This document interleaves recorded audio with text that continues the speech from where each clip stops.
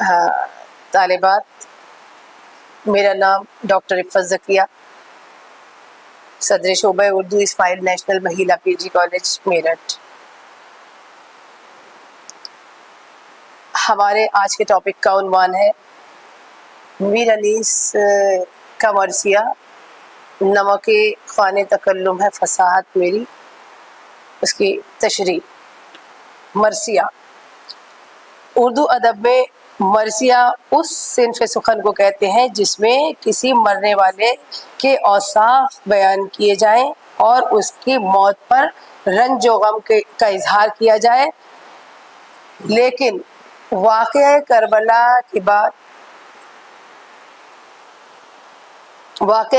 کے بعد مرثیہ شہادت امام حسین اور ان کے اعزاء اور اقارب کی قربانیوں سے منسوب ہو کے رہ گیا، اور اردو میں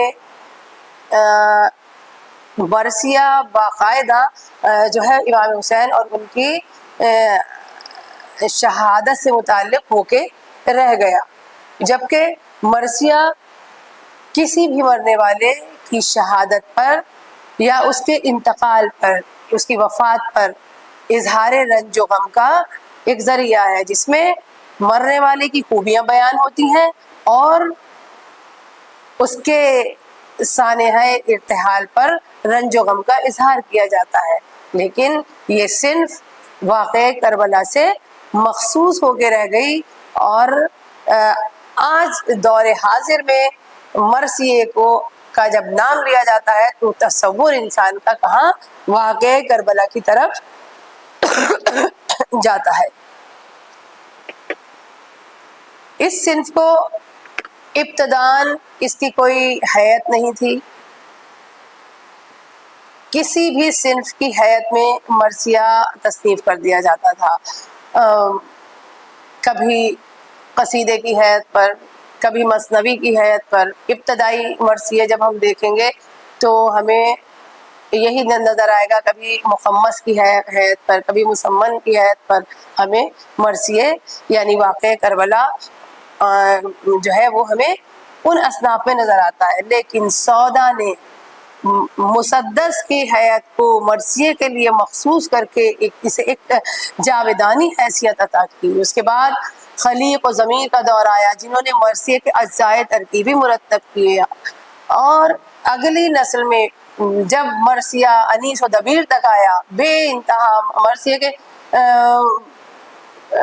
شعراء نے مرثیے پر باقاعدہ جو ہے وہ طبع آزمائی کی اور مرثیے کو بام عروج پر پہنچانے کی کوشش کی۔ مسلسل مرثیہ مسدس کی حیت میں ہونے کے بعد جب باقاعدہ مرثیے پر تنقید کی جانے لگی، تب مرثیے نے ترقی پائی۔ ابتداً کیا ہوتا تھا کہ مرثیے کے اوپر تنقید اس لیے نہیں کرتے تھے لوگ کہ ایک عقیدت کے حوالے سے کہ واقعہ کربلا سے متعلق ہے مرثیہ، اور اگر ہم تنقید کریں گے تو ایسا نہ ہو کہ حضور صلی اللہ علیہ وسلم یا ان کے آل کو جو ہے وہ ناراض ہو جائیں۔ اس خوف سے لوگ مرثیے کی میں فن کی طرف بھی جو ہے وہ انگلی نہیں اٹھاتے تھے، لیکن جب دور بدلا تو احساس ہوا شعراء کو کہ نہیں، اس طرح تو یہ صنف جو ہے وہ مسلسل تنزلی کی طرف جا رہی ہے۔ تب یہ کچھ شعراء نے آواز اٹھائی، باقاعدہ تنقید کی نظر سے دیکھا، اس کے بعد مسدس کی حیت کو اس کے لیے مخصوص کیا گیا، مسلسل تنقید ہوتی رہی، اور یہ صنف جو ہے وہ مسلسل ترقی کرتی رہی۔ ہوتے ہوتے ایک دور وہ آیا جب مرثیے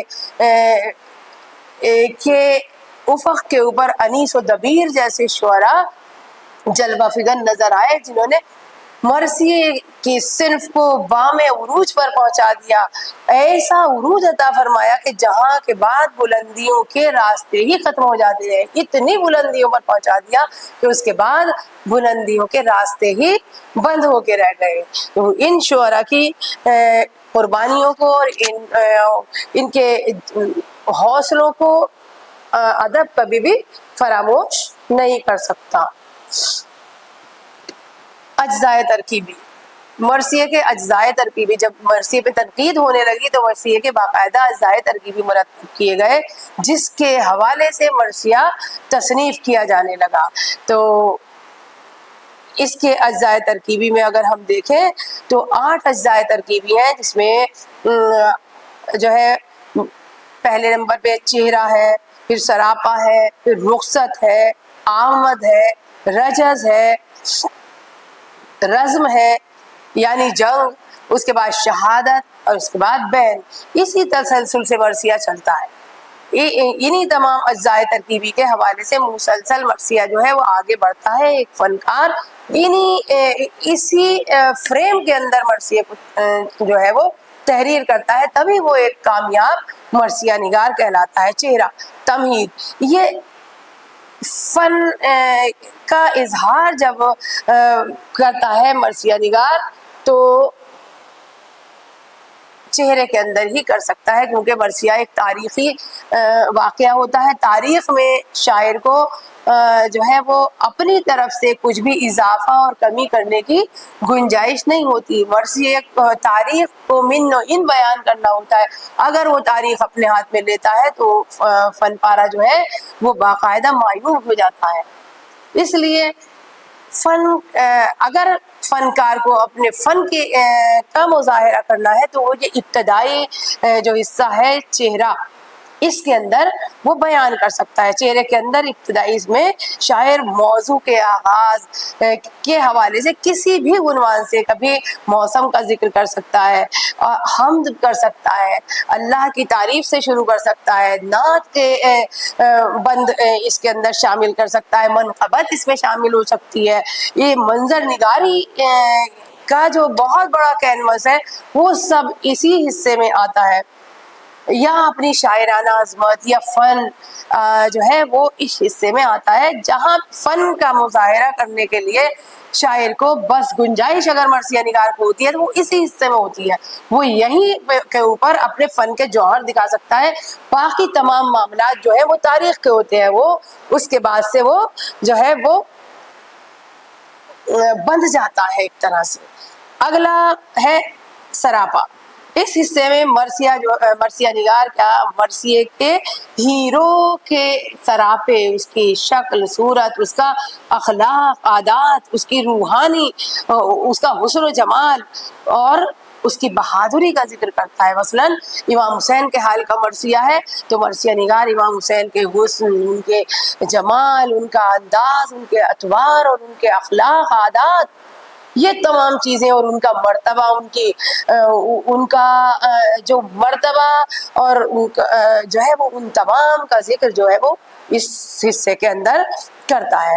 اگلا حصہ ہوتا ہے رخصت۔ مرثیہ جیسا کہ واقعہ کربلا جو ہے وہ ایک خون آشام روز عاشورہ کا دن، شہادتیں جس کے اندر امام حسین اور ان کے اعزہ اور اقارب کی شہادتیں اس دن میں رونما ہوئی تھی۔ تو ہر شہید، ہر ہیرو جو کیریکٹر ہے وہ امام حسین سے صبح کی نماز سے لے کے اور عصر عاشور تک امام حسین نے اپنے تمام اعزہ اقارب اور اپنے صحابہ تمام کی شہادتیں جو ہے وہ دی، اور آخر میں عصر کے وقت اپنی شہادت، اپنی قربانی اللہ کی راہ میں دی۔ تو اب رخصت جب میدان جنگ میں غازی تمام کوئی بھی بہادر جب جاتا ہے جنگ کے لیے تو امام حسین سے رخصت طلب کرتا ہے۔ خیمے میں مقدرات عصمت و طہارت ہوتی ہیں، خواتین ہوتی ہیں، ان سے رخصت لیتا ہے۔ کوئی بیٹا اپنی ماں سے رخصت ہو رہا ہوتا ہے، بھتیجا اپنی پھوپھی سے رخصت ہو رہا ہوتا ہے، بھائی اپنی بہن سے رخصت ہو رہا ہوتا ہے۔ یہ تمام حالات جو ہے وہ اس حصے میں پیش کیے جاتے ہیں۔ رخصت کے بعد اگلا جز ہے آمد۔ جب غازی اپنے اعزہ اور اقارب سے رخصت ہو کے میدان کارزار کی طرف جاتا ہے، اس کے بعد وہ میدان میں پہنچتا ہے۔ میدان میں اس کی آمد ہوتی ہے، اس کے پہنچنے کا انداز، اس کی شان شکو، اس کی شوکت، یہ تمام چیزیں کا بیان جو شاعر اس حصے میں کرتا ہے، اور سامنے والی فوج کے اوپر اس کے کیا اثرات، اسے دیکھ کے کیا اثرات مرتسم ہوتے ہیں، یہ تمام چیزوں کا ذکر جو ہے وہ اسی حصے میں ہوتا ہے۔ جب اگلا جز ہے رجز، جب میدان میں غازی پہنچ جاتا ہے، بہادر جب میدان میں پہنچتا ہے، اس کے بعد وہ اپنا انٹروڈکشن دیتا ہے، اپنا تعارف پیش کرتا ہے، وہ اسے رجز کہتے ہیں۔ رجز یعنی جب میدان میں غازی پہنچتا ہے تو وہ اپنے حسب نسب، اپنے شان و شکو، اپنا مرتبہ، یہ تمام چیزیں جو ہے وہ اس میں بیان کرتا ہے، اپنی شجاعت، اپنے آباء و اجداد کی شجاعت، اپنے بزرگان کی شجاعت، اپنے قبیلے، اپنے خاندان کی شجاعت کا بیان وہ کرتا ہے، اور تاکہ سامنے والے انسان کو اپنے سے متعارف کرا سکے، اگلا سامنے والا یہ نہ سمجھ سکے کہ میرا مقابلہ کس سے ہے۔ تو یہ ایک رجز کے اندر یہ حصہ آتا ہے، یعنی انسان اپنا تعارف پیش کرتا ہے، غازی میدان میں جا کے اپنا تعارف سامنے والی مخالف فوج جس سے اسے لڑنا ہوتا ہے اس کو اپنا انٹروڈکشن دیتا ہے کہ مجھے پہچان لو میں کون ہوں۔ اس کے بعد جب رجز مکمل ہو جاتا ہے تب باقاعدہ جنگ کا آغاز ہوتا ہے۔ اگلا جز جو ہے وہ رزم کہلاتا ہے، یعنی جنگ، رزم کہتے ہیں جنگ کو۔ یہ مرثیے کا اہم جز ہوتا ہے، اس میں باقاعدہ غازی یعنی شجاع جو میدان جنگ میں گیا، اس کی بہادری جس کا اس نے ابھی اظہار کیا تھا، جس کے بارے میں تعارف پیش کیا تھا، وہ تمام ان چیزوں کے مظاہرے کرتا ہے، وہ سامنے والی فوج سے لڑتا ہے، اس کے جنگ کے پیترے جو ہوتے ہیں اور سامنے والی فوج کو شکست دینا، وہ تمام چیزیں اس کے اندر آتی ہے۔ اسی تمام کے اندر جو ہے وہ دشمن کے سپاہیوں کو شکست دیتا ہے، انہیں ہراتا ہے، اور اپنی تلوار کے جو ہے وہ مظاہرے کرتا ہے، تلوار کی کاٹ کے مظاہرے کرتا ہے۔ اس کے اندر، اس حصے کے اندر باقاعدہ غازی کی تلوار کی بھی تعریف ہوتی ہے، اور وہ جس سواری کے اوپر سوار ہوتا ہے یعنی اس گھوڑے کی بھی تعریف ہوتی ہے جو میدان جنگ میں باقاعدہ اس کے ساتھ اس جنگ میں شریک ہوتا ہے، اس کے اشاروں کو سمجھتا ہے۔ تو یہ مرثیے جب آپ پڑھیں گے باقاعدہ تو آپ کو یہ تمام اجزاء جو ہے وہ ایک فن کی حیثیت سے خوبصورت انداز میں باقاعدہ نظر آئیں گے، اور آپ کو اندازہ ہوگا کہ مرثیے کو کامیاب بنانے کے لیے ان اجزاء کی کتنی اہمیت ہے۔ تو یہ حصہ ہوتا ہے جنگ۔ جنگ کے بعد اگلا جز ہے شہادت۔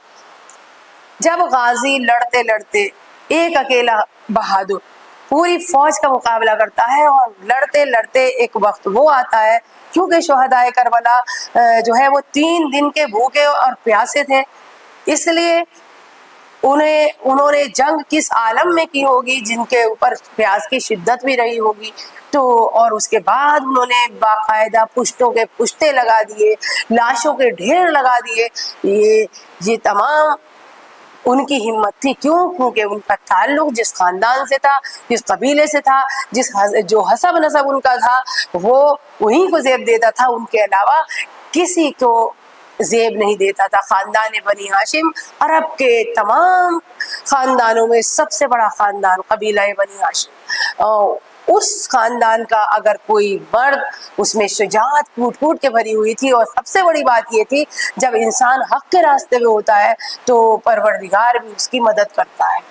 تو یہ جنگ کا پہلو۔ اس کے بعد ایک وقت وہ آتا ہے کہ وہ غازی لڑتے لڑتے جو ہے وہ درجہ شہادت پر فائز ہو جاتا ہے، یعنی اس کی شہادت جو ہے وہ ہو جاتی ہے۔ اس حصے میں ہیرو زخمی ہوتا ہے اور وہ زمین پر آتا ہے، زمین پر آنے کے بعد شہادت سے پہلے امام حسین کو آواز دیتا ہے اور امام حسین اس کی لاش کے اوپر آتے ہیں. اس میں باقاعدہ شہادت کا بیان ہے. یہ رقت کا جو ہے وہ حصہ ہے. جب غازی لڑتے لڑتے جنگ کے میدان میں جو ہے وہ اپنے درجہ شہادت پہ فائز ہوتا ہے اور اپنی شہادت اللہ کی راہ میں اپنی جان آفرین کو سپرد کر دیتا ہے. اس کے بعد اگلا جز ہوتا ہے بین. یہ مرثیے کا آخری حصہ ہوتا ہے. جب غازی شہادت کے درجے کو پہنچ جاتا ہے اس کے بعد امام حسین اس کی لاش پہ پہنچتے ہیں. یہ تو ان شہداء کے لیے ہے جو امام حسین کی شہادت سے پہلے، ظاہر سی بات ہے امام حسین کی شہادت آخری شہادت تھی. امام حسین ہر شہید کے لاش پر پہنچے اور اس کو اس کی لاش پہ پہنچے. اس نے اگر وہ زندہ ہوا تو اس کی وصیتیں سنی اور اگر وہ دنیا سے جا چکا تو اس کی لاش پہ جا کے گریہ کیا اور اس کے بعد اس کی لاش کو اٹھا کے خیمہ گاہ میں لے کے آئے. وہ جہاں خواتین اس کے منتظر تھیں، وہ لاشاں امام حسین اپنے ساتھیوں کے ساتھ جتنے بھی زندہ بچے ہوئے تھے ان کے ساتھ وہ لاش خیمے کے اندر لے کے آتے ہیں اور خواتین اس لاش کے اوپر گریہ ازاری کرتی ہیں، بین کرتی ہیں. بین کہتے ہیں آوازوں کے ساتھ گریہ کے ساتھ گریہ کرنا اور آوازوں کے ساتھ بین کرنا، یعنی بیان کر کر کے رونا. یہ وہ حصہ ہوتا ہے کہ جس کو ہم ولاپ بھی کہہ سکتے ہیں کہ مسلسل خواتین جو ہے وہ اس کی لاش کے اوپر اپنے آپ کو جو ہے وہ بین کرتی ہیں اور اس کی لاش پہ روتی ہیں بین کر کر کے، آوازوں کے ساتھ اس کی خوبیاں بیان کر کے، اس کو یاد کر کر کے جو ہے وہ گریہ کیا جاتا ہے. اور یہی وہ حصہ ہے جہاں پر مرثیہ ختم ہو جاتا ہے. اب ہم یہ تو تھے مرثیے کے اجزائے ترکیبی. اس کے بعد ہم آتے ہیں باقاعدہ میر انیس کے اوپر. میر انیس جن کی ولادت 1802 میں ہوئی اور 1874 میں ان کی وفات ہوئی. اردو مرثیہ نگاری میں سب سے بڑا نام ہے. اگر مرثیہ نگاری کی فہرست میں سے میر انیس کا نام نکال دیا جائے تو مرثیہ نگاری کی تاریخ مکمل نہیں ہوتی. یہی وہ شخصیت ہے جس نے مرثیے کو بام عروج پر پہنچایا، یعنی مرثیے کو اتنی بلندیوں پر پہنچا دیا کہ جہاں کے بعد بلندیاں ختم ہو جاتی ہیں. ایک حد ہوتی ہے کسی بھی چیز کی، جب وہ لمٹ ختم ہو جائے تو یہ ہوتا ہے بام عروج. ایسی بلندی، ایسی معراج کے بارے میں تو سنا ہی ہے کہ معراج کیا بلندی، وہ بلندی جس کے بعد آپ صلی اللہ علیہ وسلم کی معراج کا سنا ہوگا، اس کے بعد کوئی بلندی نہیں تھی. قاب قوسین اور سدرۃ المنتہا، یہ تمام چیزیں کب ختم ہو گئیں؟ جب حضور اس آخری حد پہ، اس کے بعد بلندیاں ہی نہیں تھیں. ایسے ہی مرثیے کو بام عروج پہ ایسی بلندی پہ میر انیس نے پہنچا دیا جہاں کے بعد سے بلندی کا کوئی راستہ ہی نہیں تھا. اگلے شعراء سوچنے لگے کہ ہم اب کیا کریں، اب مرثیے میں کوئی گنجائش میر انیس نے چھوڑی، ہم کیا کریں. یہ حالت میر انیس نے مرثیے کے فن کے اظہار کے لیے کر دی. ان کو اردو کا ہومر بھی کہا جاتا ہے. ان کا اصل نام کیا تھا؟ میر ببر علی انیس. فیض آباد میں ایک ادبی گھرانے میں پیدا ہوئے. ان کی باقاعدہ ان کے اجداد جو تھے وہ مرثیہ نگار تھے، فنکار تھے، اردو کے بڑے بڑے شعراء تھے جس کا اظہار انہوں نے باقاعدہ اپنے مرثیوں میں اکثر و بیشتر کیا ہے. یہ زیر نظر جو مرثیہ ہے اس کے میں بھی آپ نے اپنے آباء و اجداد اور ان کی خوبیوں کا باقاعدہ جو ہے وہ اظہار کیا ہے. کہ میر خلیق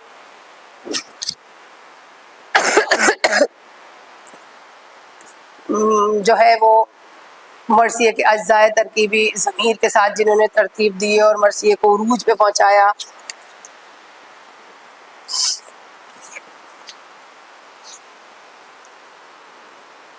انیس نے مرثیے کو محض رونے اور رلانے تک محدود نہیں کیا.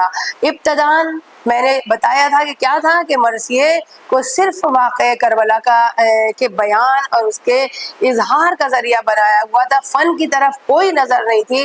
لیکن دھیرے دھیرے شعراء کو احساس ہوا، کیونکہ جب ابتداً مرثیہ کہا جاتا تھا صرف عقیدت کی نظر سے ہر انسان مرثیہ کہنے کے لیے بیٹھ جاتا تھا. تو ایک مقولہ مشہور تھا کہ بگڑا ہوا شاعر مرثیہ گو، یعنی جسے کچھ نہ کہنا آتا ہو وہ اپنے آپ کو شاعر کہلانے کے لیے مرثیہ کہہ دیتا تھا. اسے پتا تھا کہ کوئی اس کے تعلق سے آواز نہیں اٹھائے گا، کوئی برا نہیں کہے گا، کیونکہ یہ اس کا تعلق جو ہے وہ رسول خدا صلی اللہ علیہ وسلم اور ان کی آل اور اولاد سے ہے. لیکن جب شعراء نے یہ محسوس کیا کہ نہیں، یہ اس طرح تو فن کا زوال ہو رہا ہے، ہمیں فن پہ تنقید کرنی ضروری ہے، اس کی خامیوں کی طرف اور اس کی خوبیوں کی طرف نظر ڈالنی بے حد ضروری ہے، تب انہوں نے اس کے فن کی طرف جو ہے وہ نظر کی.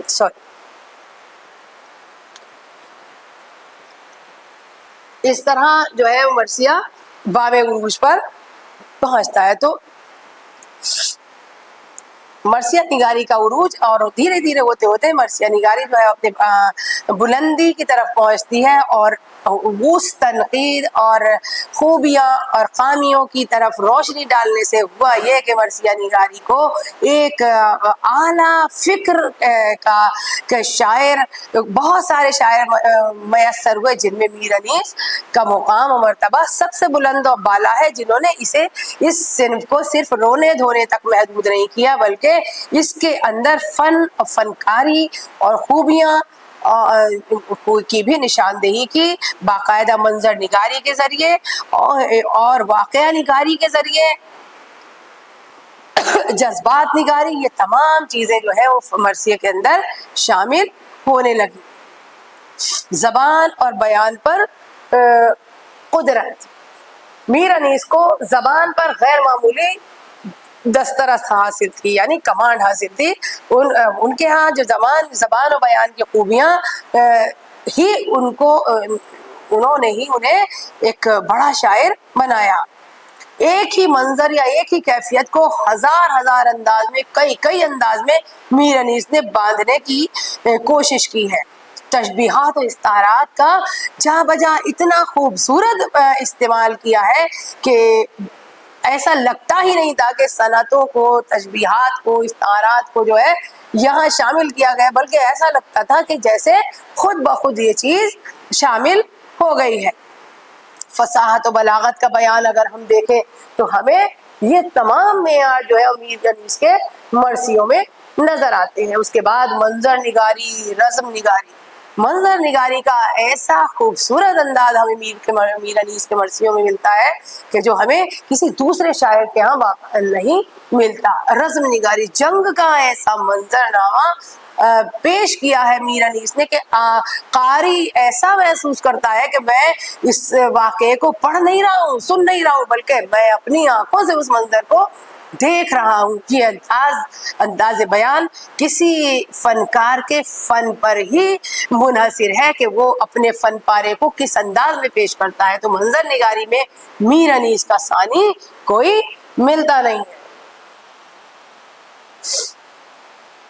کلام کی وسعت، تو کلام کی وسعت جو ہے وہ ایک اندازے کے مطابق میر انیس نے تقریباً 10,000 مرثیے.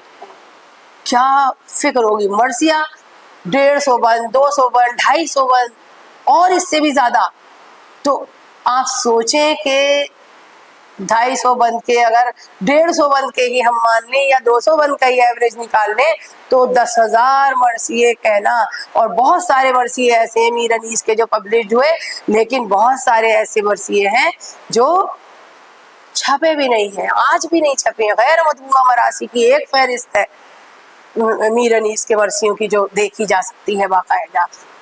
تو یہ کلام کی وسعت ہے، کیپیسٹی ہے. انسان کے ذہن میں ایسے ایسے موضوعات جو ایک دوسرے سے ٹکراتے نہیں ہیں، ایک مرثیے کا مصرع دوسرے میں بہت مشکل سے، کبھی کوئی مصرع ایک لگ گیا ہو تو لگ جائے، مگر ایسا بہت کمی کے ساتھ ہوتا ہے. لیکن ایک ہی واقعے کو، ایک ہی منظر کو ایک ہی الگ الگ انداز میں بیان کرنا، اور اتنا بیان کرنا کہ آدمی الگ الگ انداز میں بیان بھی کرے تو اتنا تو نہیں کرتا، لیکن یہ ان کے دماغ اور ان کے ذہن کی جو ہے وہ وسعت کا کمال تھا. اس کے علاوہ میر انیس نے صرف مرثیے ہی نہیں لکھے، سلام، رباعیات، یہ تمام پہ بھی طبع آزمائی کہ میر انیس کا مقام صرف مرثیے میں نہیں، ربائی میں بھی رباعیات انیس کو آپ دیکھیں تو وہاں بھی اعلیٰ درجے کی رباعیاں ملتی ہیں، بہترین سلام میر انیس کے ملتے ہیں. ان سب کا تعلق واقعہ کربلا سے ہے. میر انیس کی زیادہ تر رباعیاں واقعہ کربلا سے متعلق ہیں، لیکن حالات حاضرہ اور دنیا کی بے ثباتی، یہ تمام موضوعات بھی جو ہے ان کے رباعیات کے رہے ہیں.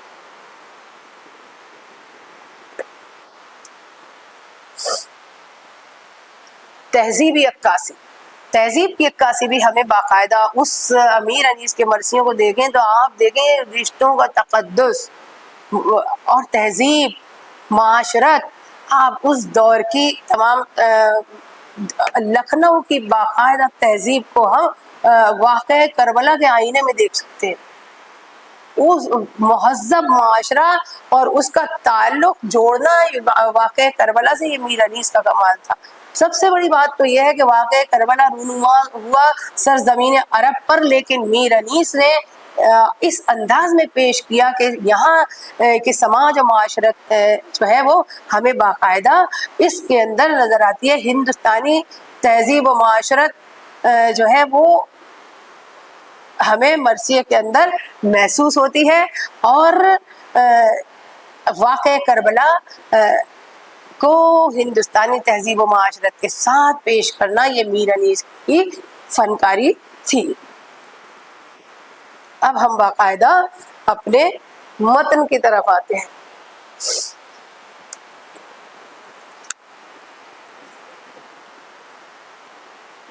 مرثیہ ہے مارکۃ العرب، مرثیہ ہے میر انیس کا، جس کو ہم اب پڑھیں گے.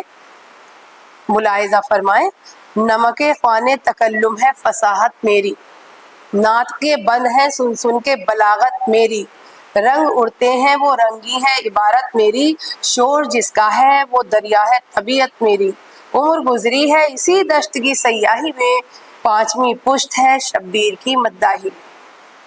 کیا کہہ رہے ہیں؟ نمک خوان تکلم. نمک دنیا جانتی ہے نمک کیا چیز ہوتی ہے، سالٹ. کوئی بھی ڈش، کوئی بھی کھانا، کوئی بھی پکوان جب بنتا ہے تب ہی وہ اچھا مانا جاتا ہے جب اس کے اندر کیا ہو، نمک موجود ہو، اور نمک بھی اپنی لمٹ میں موجود ہو، نہ زیادہ ہو نہ کم ہو. اگر نمک کم ہے تو بھی ذائقہ نہیں ہے، نمک زیادہ ہے تب بھی ذائقہ نہیں ہے. تو نمک خوان تکلم، میر انیس اپنی فصاحت کو تکلم کے خوان کا نمک بتا رہے ہیں. یعنی فصاحت یعنی شیریں اور واضح با محاورہ زبان کا استعمال جو ہے وہ فصاحت کہلاتا ہے. اپنی میر انیس کی فصاحت کیا ہے؟ تکلم کے خوان کا نمک ہے، جس کے بغیر جو ہے وہ دسترخوان مکمل نہیں ہو سکتا. ناطق بند ہے سن سن کے بلاغت میری، ناطقہ نطق سے بنا. نطق کسے کہتے ہیں؟ زبان کو، یعنی کسی انسان کی بولتی بند ہو جانا. ایسی موقع اور محل کی مناسبت سے کلام کا کہا جانا جو ہے وہ بلاغت کہلاتا ہے. موقع اور محل کی مناسبت کے ساتھ کلام کو پیش کرنا بلاغت کہلاتا ہے. میر انیس کہتے ہیں میرے بلاغت کے آگے لوگوں کے ناطقے بند ہیں، یعنی ان کی بولنے کی صلاحیتیں ہی مفقود ہو گئی ہیں میری بلاغت کے آگے. رنگ اڑتے ہیں وہ رنگین ہے عبارت میری، ایسی رنگین عبارت ہے کہ لوگوں کے سننے کے بعد، اب یہ کہاں آپ نے دیکھا ہوگا ادب میں مسلسل ایک دور میں 2 شاعر 3 شاعر ایک دوسرے کے مقابلے میں ہوتے تھے. ہر دور میں मुसफ़ी और इंशा की चिपकलिश नजर आएगी, ज़ौक़ और मोमिन की आपको मुकाबला आराई नजर आएगी। इसी तरह अनीस और दबीर में आपस में तकरार, एक दूसरे के मुकाबले में एक दूसरे से फौकियत ले जाने के लिए। दबीर भी कमजोर शायर नहीं है, लेकिन क्योंकि हमारा मौजू जो है वो मीर अनीस है, इसलिए हम यहाँ तो रंग उड़ते हैं वो रंगी है इबारत मेरी, यानी मुकाबला, जब आपस में शुअरा का आपस में मुकाबला होता है और कोई भी काम जब भी जो है वो कामयाब होता है, तरक्की उसी में जब ही होती है जब हम कंपटीशन करते हैं, मेरा काम उससे बेहतर हो। क्लास में अक्सर बच्चे होते हैं एक दूसरे से मुकाबला करते हैं, पोजीशन मेरी आएगी कि तेरी आएगी, तो हम पूरी जान लगा देते हैं कि हमारी पोजीशन आए, सामने वाला भी लगा देता है, तो हमारा फोकस उसके ऊपर होता है, उसका फोकस हमारे ऊपर होता है। मीर अनीस का भी मामला यही था, उनके मुकाबले पे दबीर जैसी शख्सियत थी जो फन के एतबार से किसी सूरत मीर अनीस से कम नहीं थे, और कहीं कहीं किसी किसी मुकाम पे तो हमें मीर अनीस से भी आगे दबीर नजर आते हैं। तो अब जब इंसान सामने वाले पे तंज करता है, चाहे वो कितना भी काबिल हो, लेकिन अपने मुकाबले में कौन किसी को समझता है, तो रंग उड़ते हैं वो रंगी, ये इशारा कहाँ की तरफ है? नातके बंद है सुन सुन के बलागत मेरी, ये नातका किसका बंद करा रहे हैं? मीर अनीस। इशारा उन शोरा की तरफ है जो मीर अनीस के साथ उस दौर में शायरी कर रहे हैं। या रंग उड़ते हैं, किसके रंग उड़ा रहे हैं? वो अपनी इबारत को, उनकी इबारत को, अनीस की इबारत को देखने के बाद रंग उड़ते हैं वो रंगी है इबारत मेरी, किसके रंग उड़ रहे हैं? उनके जो उनके मुकाबले पे मौजूद है इस वक्त। शोर जिसका है वो दरिया है तबीयत मेरी, और जब कोई कलाम मीर अनीस का मंजर आम पे आता है या वो किसी मजलिस में अपना ना तसनीफ मरसिया सुनाते हैं तो सारे जमाने में शोर हो जाता है, जबकि उस वक्त मीडिया के जराए इतने लामहदूद नहीं थे, लेकिन मीर अनीस की शोहरत जो है वो शहर दर शहर पहुंची हुई थी। तो जिन मजलिसों के अंदर वो बैठ के पढ़ते थे, वहां 200 का मजमा, 250 का मजमा, 500 का मजमा, ये लोग मौजूद हुआ करते थे, और अक्सर ऐसे भी होते थे कि लखनऊ से बाहर के लोग होते थे। तो शोर जिसका है वो दरिया है। जब दरिया के रवानी आवाजें, लहरों की आवाजें होती हैं तो कोई आवाज समझ में नहीं आती है अगर हम दरिया की लहरों की आवाजें हमारे कान में आ रही हो या शोर बुलंद हो रहा हो। तो मीर अनीस कहते हैं शोर जिसका है, ये सारे जमाने में शोर मचा हुआ है, ये क्या है? मेरी उस तबीयत का, जिस तबीयत के जेर असर मैं मरसिए कह रहा हूँ। उम्र गुजरी है इसी दश्त की सयाही में, मेरी सारी जिंदगी जो है वो इसी दश्त की, किसी दश्त की? वाक़े करबला, इमाम हुसैन और उनके आइज़ा और अकारिब की जिक्र और उनकी शहादत और उनके औसाफ के बयान में मेरी पूरी जिंदगी गुजर गई। सयाही किसे कहते हैं? सैर तफरी, घुमक्कड़ी। तो इस दश्त की सयाही में, यानी इसी दश्त की में घूमने फिरने में मेरी पूरी जिंदगी गुजर गई। और मेरी जिंदगी नहीं गुजरी है, अगले मिसरे में क्या कह रहे हैं?